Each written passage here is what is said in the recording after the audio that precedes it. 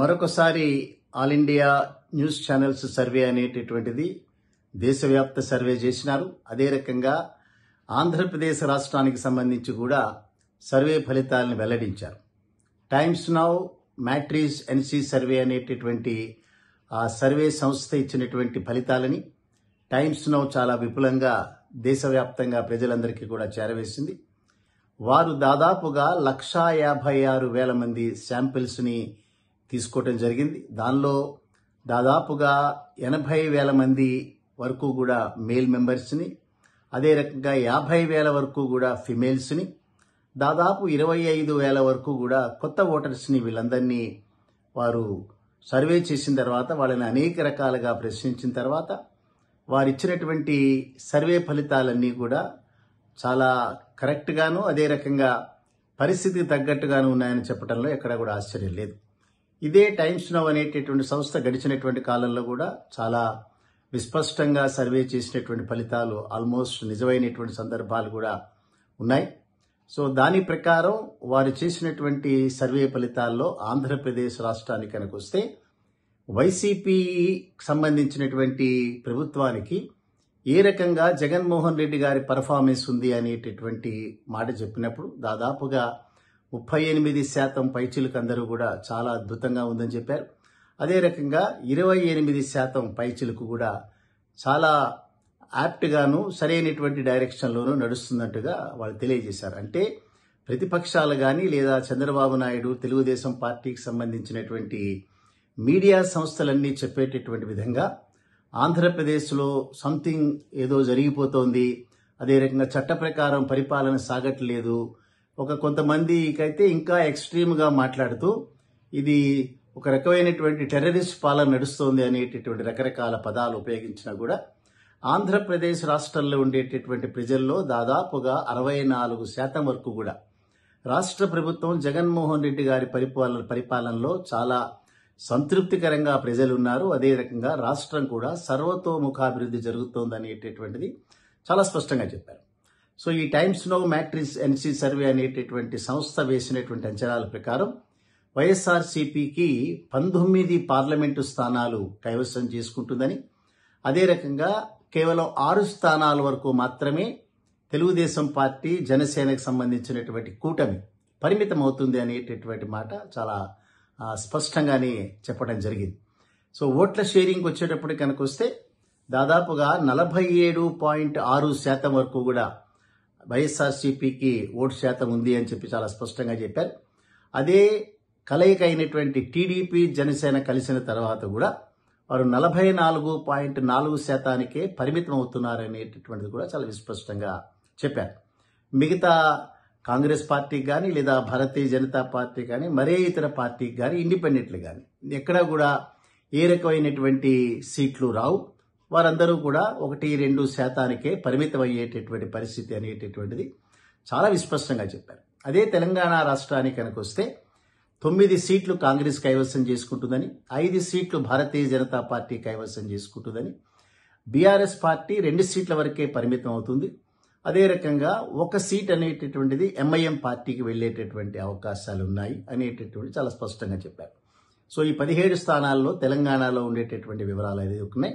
అదే రకంగా నరేంద్ర మోడీ గారు మన పార్లమెంటులో మాట్లాడుతూ కూడా భారతీయ జనతా పార్టీయే ఆన్ ఇట్స్ ఓన్, అంటే మేమే సొంతంగా 300 పైచిలకు స్థానాలు గెలుస్తాం, ఎన్డీఏ పార్టీ వచ్చేటప్పటికి దాదాపుగా 370 పైచిలకు స్థానాలు గెలుస్తామని ఏదైతే వారు చెప్పారో అది ఆల్మోస్ట్ రిసెంబుల్ అయ్యేటటువంటి సర్వే ఫలితాలు దానికి తగ్గట్టుగానే మ్యాచ్ అయినట్టుగానే ఉన్నాయి.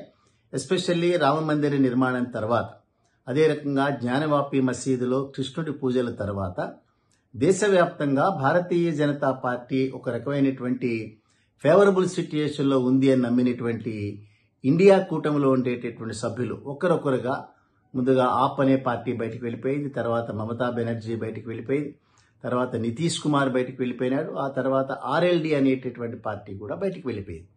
సో దేశవ్యాప్తంగా ఉండేటటువంటి అనేక పార్టీల్ని భారతీయ జనతా పార్టీ నేతృత్వంలో ఉండేటటువంటి ఎన్డీఏ పార్టీ వారిని ఏదో ఒక రూపంలో కైవసం చేసుకోవటం అనేటటువంటిది మన దగ్గర నుంచి చూసాం.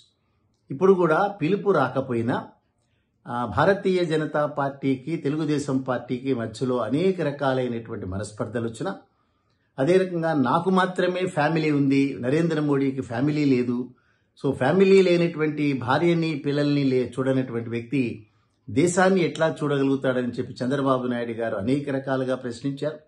సో ఒక తీవ్రవాదితో పోల్చారు నరేంద్ర మోడీని. అదే రకంగా భారతీయ జనతా పార్టీ మసీదులు పడగొడుతుంటే నేను మసీదులు కడుతున్నా అనేటటువంటి మాట చెప్పారు. కొంతకాలం క్రితం దాదాపుగా 2000 సంవత్సరాల్లో నరేంద్ర మోడీ ఆంధ్రప్రదేశ్లోకి గనక రావడానికి ప్రయత్నం చేస్తే నేను అరెస్ట్ చేస్తానని చెప్పారు. అసెంబ్లీలో నా రక్తం మరిగిపోతోంది, భారతీయ జనతా పార్టీతో ఎట్టి పరిస్థితుల్లో ఏ రకంగా కూడా భవిష్యత్తులో నేను వారితో పొత్తనేటటువంటి ఉండదని చెప్పినటువంటి వ్యక్తి ఇవాళ భారతీయ జనతా పార్టీ పిలవకపోయినా కూడా ఢిల్లీ పురవీధుల్లో వారి యొక్క దర్శనార్థం వెయిట్ చేయటం అనేటటువంటిది 75 సంవత్సరాల వయసులో ఉన్నటువంటి చంద్రబాబు నాయుడు యొక్క దౌర్భాగ్యం అని మాత్రం మనం చెప్పాలి.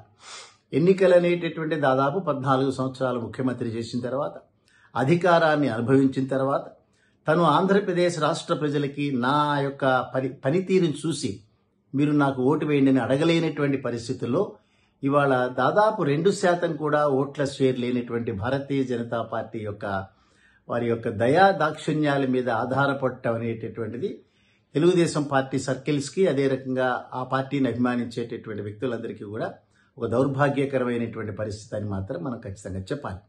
సో ఈ పరిస్థితుల్లో ఇప్పటికిప్పుడు ఎన్నికలు జరిగితే మళ్లీ తిరిగి వైసీపీ పార్టీ 19 పార్లమెంటు స్థానాలతో విజయదుందుభి మోగిస్తుంది. అదే రకంగా వారి ఓటు షేర్ కూడా దాదాపుగా 47% వరకు కూడా వారికి ఓటు షేర్ ఇప్పటికీ కూడా ఉన్నది అనేటటువంటిది చాలా స్పష్టంగా చెప్పింది. ఇంకా జగన్మోహన్ రెడ్డి గారు వారి యొక్క అంబుల పొదిలోంచి వారు ఎలక్షన్ మేనిఫెస్టోని ఇంకా తీయలేదు. ఇప్పటికే చంద్రబాబు నాయుడు ఆల్రెడీ చెప్పేసినాడు వారి యొక్క కార్యక్రమ వివరాలన్నీ కూడా. సో జగన్మోహన్ రెడ్డి గారు కనుక వారి యొక్క అంబుల పొదిలోంచి ఆ ప్రామిసెస్ ఏవైతే తీస్తారో వారి మీద నమ్మకం కలిగినటువంటి ఆంధ్ర రాష్ట్ర ప్రజలు ఇంకా ముందుకు వెళ్ళేటటువంటి అవకాశం ఉంది. ఏమైనప్పటికీ కూడా మీడియా కానీ లేకపోతే పవన్ కళ్యాణ్ మాటల్లో చెప్పాలనంటే ఓటమి స్పష్టంగా కనిపిస్తోంది అనేటటువంటిది బహుశా వారిని వారు ప్రజలకు చెప్పేటటువంటి ప్రాసెస్లో ఉపయోగించినటువంటి మాటగా చెప్పాలి.